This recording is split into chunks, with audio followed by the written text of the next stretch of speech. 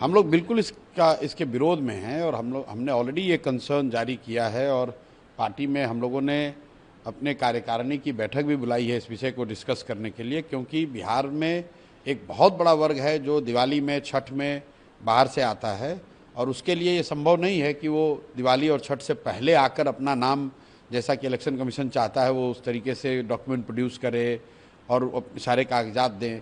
तो उस तरीके से तो बिहार के 30-40 लाख लोग जो दिवाली छठ में यहाँ आएंगे वो कोई भी वोट नहीं कर पाएगा और ये तो उनके साथ बहुत बड़ा अन्याय हो जाएगा। विपक्ष इसको लेकर के सड़कों पे उतरने की बात कर रहा है। तेजस्वी यादव कह रहे हैं कि वो बीजेपी का बी टीम की तरह काम कर रहा है। इलेक्शन कमीशन, कांग्रेस भी इलेक्शन कमीशन को नहीं, देखिए, इलेक्शन कमीशन पर इस तरह के आरोप वो पिछले कुछ वर्षों में लगते रहे हैं। आप बंगाल चुनाव के बाद मेरा स्वयं का स्टेटमेंट जाकर देख लीजिए। ऑन टेलीविज़न, ऑन कैमरा मैंने कहा कि इलेक्शन कमीशन जिस तरीके से काम कर रहा है वो निश्चित तौर पर लोगों को ऐसा लगता है कि election commission Bharatiya Janata party का या सत्तारूढ़ दल की मदद करने की कोशिश कर रहा है। लेकिन अल्टीमेटली लोकतंत्र में तो जनता मालिक है। जो इलेक्शन कमीशन बिहार में करने की कोशिश कर रहा है, इससे बहुत बड़ा क्योस यहाँ पर क्रिएट हुआ है और हम लोग सारे रास्ते, सड़क पर उतरना है, इलेक्शन कमीशन से मिलना है, कोर्ट में जाना है, ये सारे रास्ते हम लोग एक्सप्लोर कर रहे हैं। पर 7 तारीख को हम लोग की कार्यकारिणी के इस विषय पर बैठक भी बुलाई गई है, उस पर निर्णय लेंगे और उसके बाद आगे उस कार्रवाई करी जाएगी। में बैठे हैं एनडीए के तमाम, चाहे वो चिराग पासवान हो, बीजेपी हो, ये कह रहे हैं कि लोग तो अभी से हार मान गए, ब्लेम गेम कर रहे हैं। नहीं, देखिए, कोई ब्लेम गेम की बात नहीं है। कौन हारेगा कौन जीतेगा वो तो नवंबर में पता चलेगा। रह गई बात कि जो आप कर रहे हैं, हारना जीतना, मान लीजिए कि जो कह रहे हैं कि गलत है वो हार ही जाए, तो इसका मतलब ये थोड़ी कि कोई गलत हो रहा तो उसके लिए बात नहीं उठाएगा। जस्ट बिकॉज कि आप चुनाव जीत रहे हैं या सत्ता में हैं, इसका मतलब ये नहीं है कि आप जो कहेंगे वही सही है। चिराग पासवान ने आपके बारे में कहा है कि वो एक फैक्टर हैं बिहार की पॉलिटिक्स में, लेकिन वो विनिंग फैक्टर नहीं है, वो जीतने वालों में से नहीं है। भाई, वो उनका अपना आकलन है, हर व्यक्ति को आकलन करने का अधिकार है। चिराग जी को भी अपना आकलन करने का अधिकार है।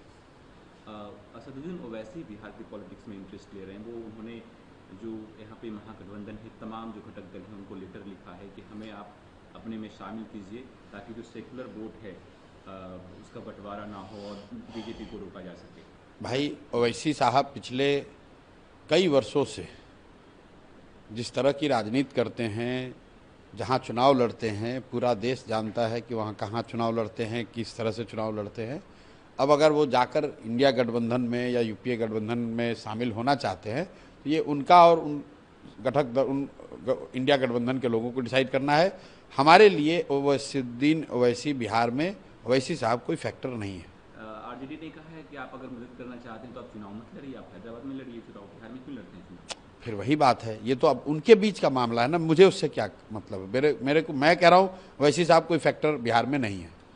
दिलीप जायसवाल ने आपका नाम बदल दिया है सर, आपको पैसा किशोर कह के वो बुलाते हैं और उन्होंने कहा है कि नीतीश कुमार ही हमारे चेहरा होंगे और नीतीश कुमार ही जो हैं वो अगले मुख्यमंत्री भी होंगे। दिलीप जायसवाल को मैंने जब उन पर एक बयान दिया है, बताया है कि इस आदमी ने कैसे पिछले कुछ वर्षों में सिखों के एक माइनॉरिटी कॉलेज पर कब्जा किया है, उसके बाद से दिलीप जायसवाल का मुंह बंद है।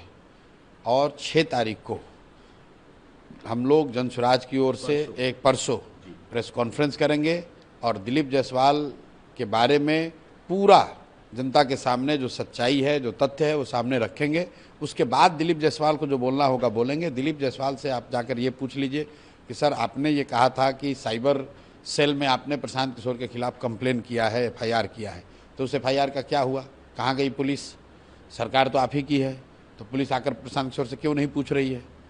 ये तो झूठे लोग हैं, इनकी कोई विषाद